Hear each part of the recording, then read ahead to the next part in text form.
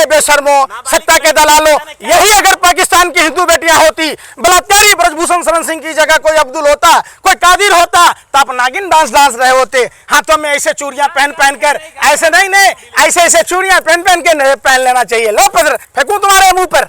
बेशर्मो, शर्म ही नहीं है, क्या बात करते हो तुम? हिंदुओं पर सबसे ज्यादा 80% हिंदू देश में रहते।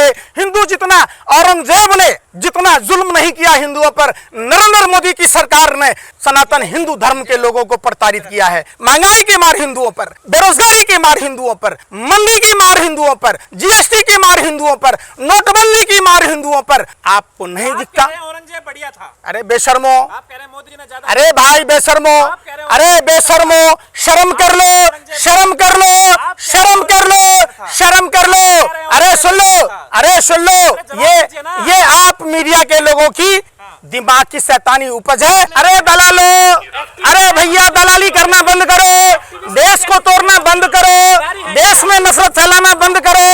ये क्या है, क्या कह रहे आप? समझो, आप उस समय तो ना नाचते जब पुलिस वाले को भाजपा का सांसद मारता है, दरोगा को। आप तो नहीं बोलते कि उत्तर प्रदेश में किस तरीके से मारा पीटा जाता है। पहन लो चूड़ियां, गाया चोली, चौक चौराहों पर ठुमका लगाना। लो, आप सभी पत्रकारों के लिए है, लो ले जाओ, बांट लो, अपना आपस में पहन लेना। क्या तमाशा कर रखे हो? अरे भाई तो ये बात स्मृति ईरानी से पूछो ना, अपने दीदी से पूछो। अरे भैया, ये सौभाग्य की निशानी है। और ये उस समय 13 रुपए किलो चीनी बांट रही थी, कर रही थी, गैस सिलेंडर लेकर घूम रही थी 400 रुपए की। आप आज क्यों नहीं बोलती है? अरे सुन लो बेशर्मो, अरे सुन लो सत्ता के हंसियों।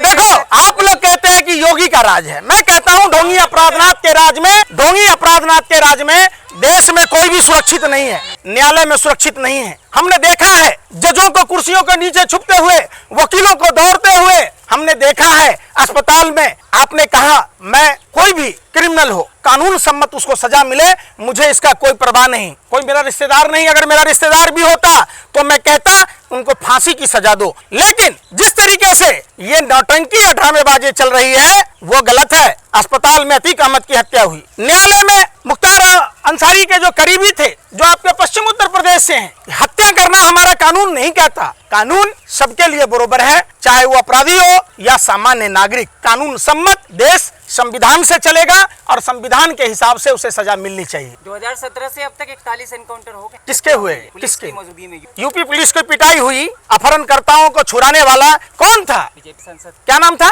बोलो बोलो बोलो बोलो।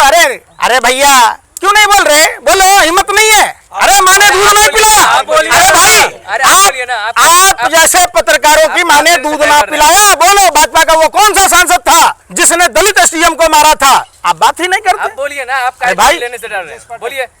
शरद पाठक नाम है उसका। हाँ, और उसने दलित एसडीएम को मारा था। उसके बाद पूरे थाना के पुलिसकर्मियों को मारा, बुरी तरीके से मारा पीटा, और जो अपहरणकर्ता थे उनको छुड़ा कर ले गया। खामखा विरोध करने आ रहे, यूपी में कितना अच्छा कानून। अरे क्या खाते हो भैया? गोबर को च्यवनप्राश समझ के खाते हो?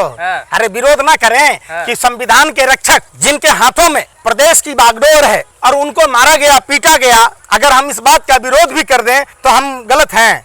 अगर यूपी में कितना गिरेंगे? टीका लगा के मोदी को गाली देना बड़ा आसान है, लेकिन देश चलाना बड़ा कठिन काम। अच्छा, शेर ने चीता लाया था, चीता मर गया, पता है? अरे भैया एक बात बताओ, प्रधानमंत्री जी लगातार झूठ बोलते हैं। 1950 में जन्म हुआ, 17 साल में शादी की, 18 साल में जसोदाबेन को छोड़ दिया, 1973 में बड़नगर रेलवे स्टेशन बेचा, 40 साल भीख मांग के खाया, और 13 साल से मुख्यमंत्री थे या 9 साल से प्रधानमंत्री हैं। तो कितना साल होता है भैया? बताओ, बताओ ना भैया।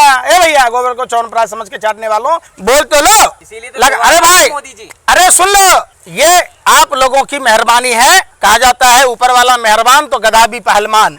आपने जो काम किया है वो सिर्फ और सिर्फ जो इमेज बनाने की काम की, उसके वजह से आज देश परेशान है। अच्छा वो सब छोड़िए, आप 24 में प्रचंड बहुमत के साथ भाजपा आ रही है ना? तुमको कैसे मालूम? तुम भी बाबा अरे बेशर्मा, अरे भैया तेरी भी पर्ची निकलती है क्या?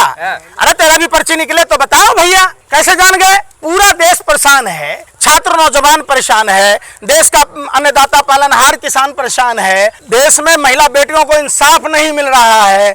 तो कौन आदमी वोट देगा? महंगाई की मार से सभी परेशान है। जीएसटी निकाल दिया 2024 के लिए, आप यहाँ हल्ला मचाया जा रहा है। अच्छा, रेल में कहने पर्ची निकलवा लिए बाबा बागेश्वर से, तो बोल रहे थे कोई अर्जी नहीं लगवाया। अच्छा बोल दिया, हो गया, कुछ बोलोगे? उस पर केस होना चाहिए। जितने लोगों की मौत हुई उसको हत्या का केस उस पर दर्ज होना चाहिए कि ये फर्जी साधु संतों को जब ये बात ढिढोरा पीटते उनको पता था, फिर भी रेल हादसा होने दिए। अरे बेशर्मो, सत्ता के दलालों, हवसियों, ये सुरक्षा कवच कहाँ गया? अरे भाई, पूरे भारत के रेलवे को, ट्रैक को अगर सुरक्षा कवच प्रदान की जाती तो 64,000 से 65,000 करोड़ रुपए में सुरक्षा कवच मिल जाती। हिंदू प्रधानमंत्री, हिंदू राष्ट्रपति, हिंदू मुख्यमंत्री, हिंदू रेल मंत्री, हिंदू तमाम मंत्री होने के बावजूद हिंदू युवाओं को जो 2019 में वैकेंसियां निकली थी क्वालिफाई करने के बावजूद उनको मारा गया, पीटा गया, लेकिन ज्वाइनिंग लेटर नहीं दी गई। विरोध करते हैं। सुनो, अरे बेशर्मो, जब कश्मीरी पंडितों, अरे भाई सुन लो बेशर्मो, कश्मीरी पंडितों को 15 महीनों से वेतन नहीं मिल रही है, कश्मीरी पंडितों के जमीनें छीनी गई, तो एक सनातनी हिंदू को बोलना अनिवार्य है। जब कानपुर में ब्राह्मण माँ बेटी की बुलडोजर चलाकर जिंदा जला दिया गया तो ब्राह्मण पूरे, आप ब्राह्मणों का सम्मान सनातन हिंदू धर्म की परंपरा है तो बोलना जरूरी है। जब खोरी गांव में 40 मंदिर तोड़े जाते हैं तो बोलना जरूरी है। जब तमाम ये हिंदू बेटियां जो जंतर मंतर पर घसीटी गई और उनको बैठने तक नहीं दिया गया, मांग नहीं करने दी गई,